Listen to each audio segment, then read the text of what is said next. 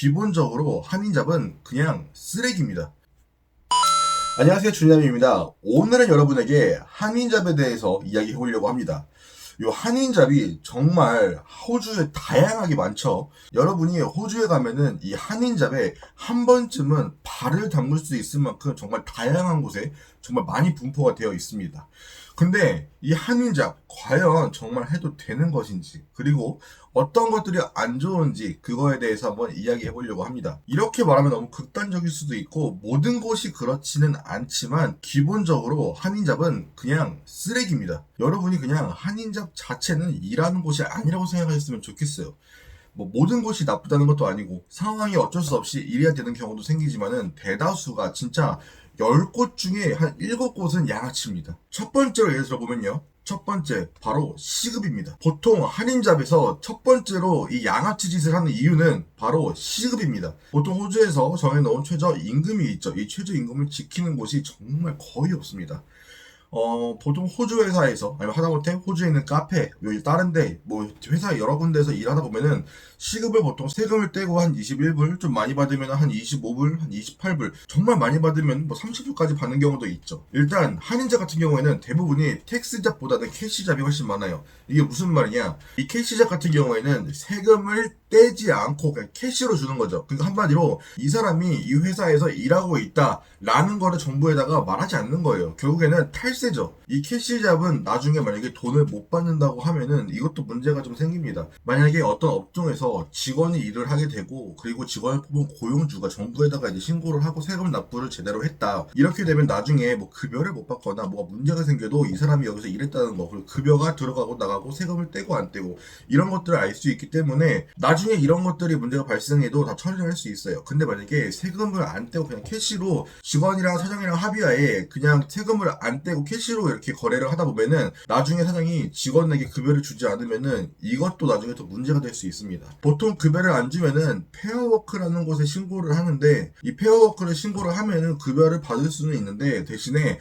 이 일했던 직원도 여태까지 안 냈던 세금을 다 내야 됩니다. 아무튼 결국에는 세금을 정상적으로 납부를 하고 그렇게 일하는 게 좋은 거죠. 일단은 첫 번째로 요 시급에 관해서 좀 자세히 말씀을 드리면은 한인잡 같은 경우는 시급이 낮게는 13불에서 많게는 18불 사이 요 정도로 보통 받습니다. 네, 일단 이 13불, 14불 정도의 급여를 받는 사람들이 대부분 한인 마트에서 일하는 캐셔들, 이제 물건 찍어주고 물건 이제 판매하는 그 캐셔들이 특히나 이 정도 금액을 많이 받습니다. 13불, 14불 많이 받아요. 15불.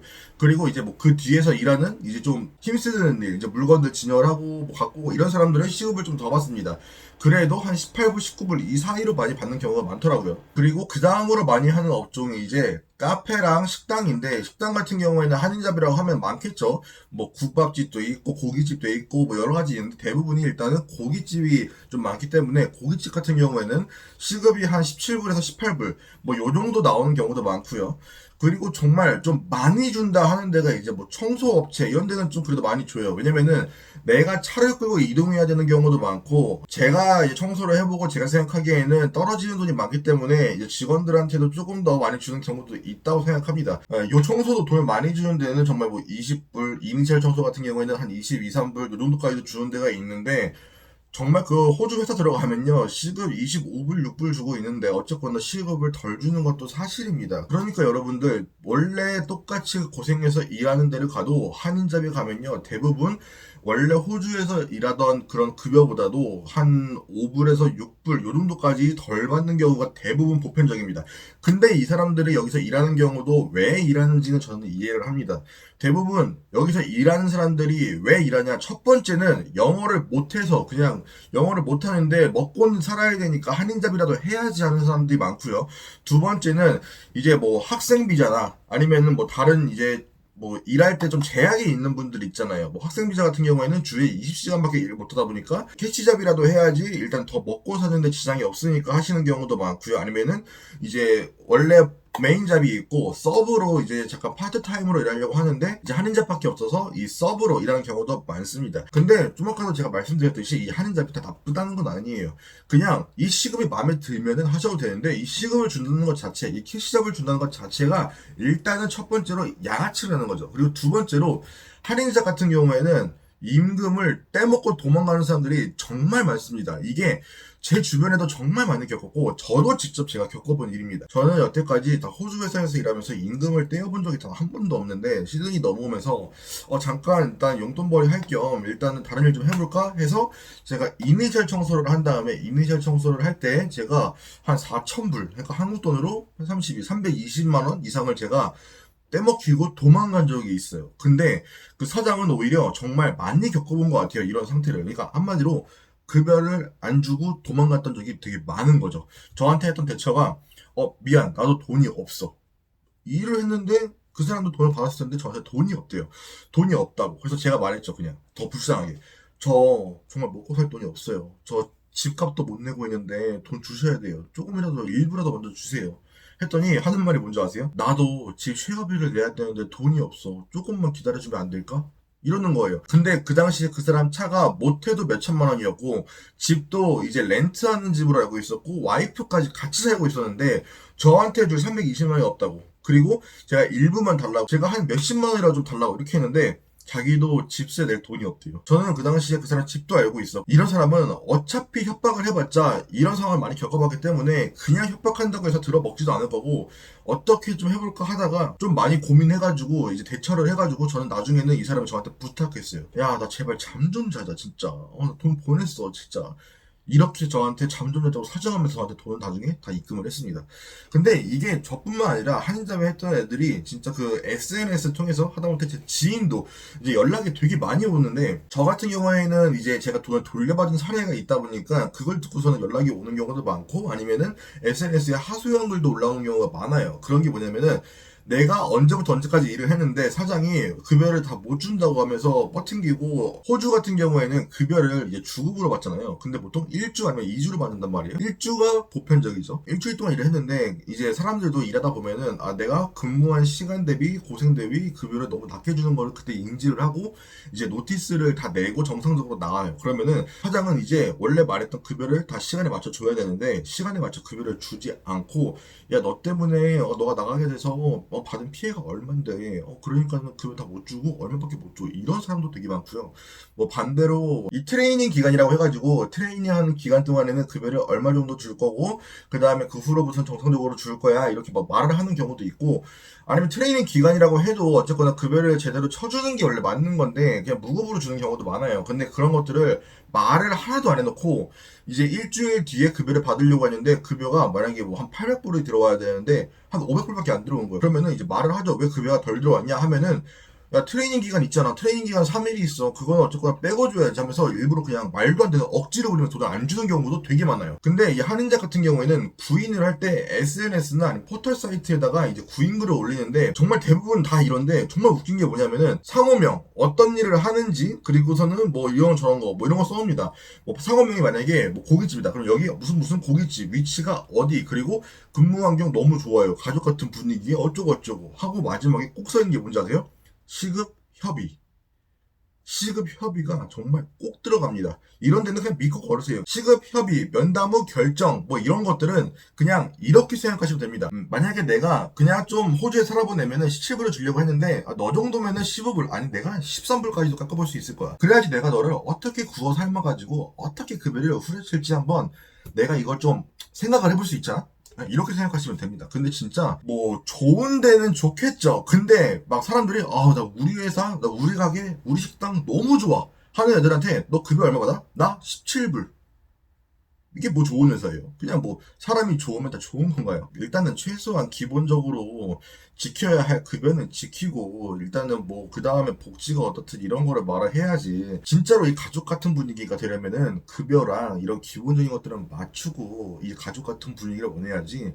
안 그러고서는 그냥 가족거리면은 그냥 가족 같은 분위기가 되는 겁니다.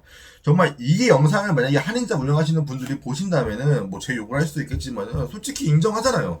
인정하셔야 돼요, 진짜. 제가 호주 3년 넘게 살면서 이 한인잡에서 급여를 정말 특히 식당 쪽에서 급여를 20%까지 주는 꼬라지 본 적이 없어요. SNS 한인 포털 사이트 들어가 봐도 뭐 정말 많이 줘요. 17불, 18불. 정말 진짜 많이 줘요. 19불 인심 써가면서 19불 주고 이러잖아요. 그쵸? 정말 이런 데서 일하지 마시고요. 만약에 이런 곳에서 내가 상황이 어쩔 수 없이 뭐 학생 비자라든가 아니면 합의하에 내가 다 모든 것들을 인지하고서도 내가 이곳에서 일을 해야 된다 하시면요. 나중에 퇴사할 때 급여를 떼먹거나 급여를 늦게 주거나 이런 불상사가 일어나지 않으려면요. 여러분들 들어가실 때 문자로나 아니면 카톡으로나 모든 내용들을 한번 정리해가지고 사장님이랑 이런 기록들을 만들어 놓으시는 거를 추천합니다. 돈을 못 받아도 이 페어워크라는 곳에 신고하면 돈을 다 받을 수 있는데 어쨌거나 사장들은 이런 말을 많이 하죠. 야, 내가 너랑 캐시적 거래한 거 자체가 이미 너랑 합의하에 그렇게 한 건데 신고한다 뭐 달라질 것 같아? 여러분 신고하셔도 돈 다 받을 수 있습니다. 그러니까요. 못 모르는 사람들한테 오히려 특히나 그 약자한테 강하고 강자한테 약한 게 한인잡에서 돈 떼먹으려고 하거나 뭔가 임금체불이나 좀 문제적인 거를 만들어내는 사람들이 갖고 있는 습성입니다. 그러니까는 여러분이 만약에 한인잡을 하게 되더라도 당당하게 내가 돈을 돌려받을 수 있을 그런 환경, 기록들은 최소한 만들어 놓고 일하시는 거를 추천드립니다. 이 기록이라고 하면은 그냥 사장님 제가 그러면은 언제부터 일을 시작하겠습니다. 제가 그러면은 내일 몇 시까지 가서 시작을 하면 되는 거죠? 뭐 아니면은 뭐 자연스럽게 그러면은 급여는 다음 주 며칠 날 주급으로 제가 이때부터 시작한 만큼 요때까지 급여가 나오는 거죠? 아니면 제가 시급이 얼마인 거죠? 제가 그럼 나중에 퇴사를 하게 되면 노티스는 얼마를 내면은 제가 되는 거죠. 그러면은 회사에 피해는 안 끼치고 제가 이제 계약했던 조건대로 급여도 다 받을 수 있는 거 맞죠? 뭐 이런 것들을 그냥 대화하는 것처럼 해가지고서는 여러분들이 기록을 남겨 놓으시면요. 나중에도 어차피 다 받을 수 있고요. 특히나 이런 한인잡들이 무서워하는 게 뭐냐면요. 이 SNS를 좀 무서워합니다. 여러분들 나중에 그냥 이 가게 상호명이 만약에 뭐 예를 들어서 준야미 식당이라고 하면은 준야 땡땡 식당 뭐 이런 데서 일을 했었고 얘네가 급여를 얼마 임금 체불을 했었고 그냥 기록 싹 다 이렇게 올려버리잖아요.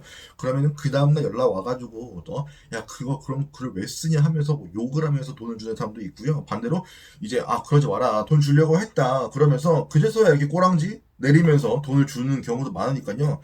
여러분도 그런 기록들 꼭 항상 남겨두시고요. 돈 못 받는다고 에이씨 나 돈 못 받았어 이렇게 약간 감정적으로 나가지 마시고요. 그런 사람들은 되게 많이 겪어본 상황이에요. 그렇게 돈 안 주는 사람들은 이미 그 앞전에도 수도 없이 돈 안 줘봤기 때문에 욕도 먹어봤고 협박도 당해봤고 여러 가지 상황들을 많이 겪어봤기 때문에 그런 거 시야에 안 맥혀요. 여러분들이 좀 침착하게 어떻게 해나갈지 여러분들이 생각하시면 돼요. 저는 그 청소하는 사람이 제 돈 먹고 도망갔을 때 저는 그랬어요. 사장님 언제부터 언제까지 돈 입금하지 않으시면요 저는 그냥 제가 알아서 제가 이 상황을 해결해 보겠습니다. 그냥 이런 식으로 말했어요, 처음에. 그 사람한테 욕도 한 번 한 적 없어요. 그냥 진짜 제가 재산에서 처리하기 전에 그냥 깔끔하게 돈 주시는 게 좋을 것 같아요. 언제까지 말씀 안 하시면요. 제가 갖고 있는 제 방법들을 통해서 이렇게 처리할 거예요. 그냥 이렇게 저는 나긋나긋하게 계속 쪼아낸 거예요, 그냥. 그런 다음에 나중에는 그 사람이 자는 시간에도 전 연락하고 아침에 전화하고 청소하면 보통 자는 시간이 언제인지 정해져 있잖아요. 그걸 알고 일부러 자는 시간에 계속 전화하고 다른 번호로 전화하고 막 이렇게 하니까는 이 사람이 제발 잠 좀 자자면서 막 하면서 그렇게 하다가 저는 어떻게 돈을 받은 경우가 됐는데 여러분도 여러분들이 돈을 만약에 혹시라도 못 받는 상황이 된다 하면은 여러분들이 감정적으로 하지 마시고요. 조금 더 이제 침착하게 이 사람의 성향을 좀 파악하고 이 사람이 어떤 거에 약한지를 조금 더 파악을 해가지고 이제 여러분들이 대처하시면은 정말 조금 더 빠른 시일 내로 감정 안 상하고 돈을 받을 수 있는 상황이 만들어집니다. 네, 오늘 영상 여기까지고요. 다음 영상도 좋은 영상으로 찾아오도록 하겠습니다. 감사합니다.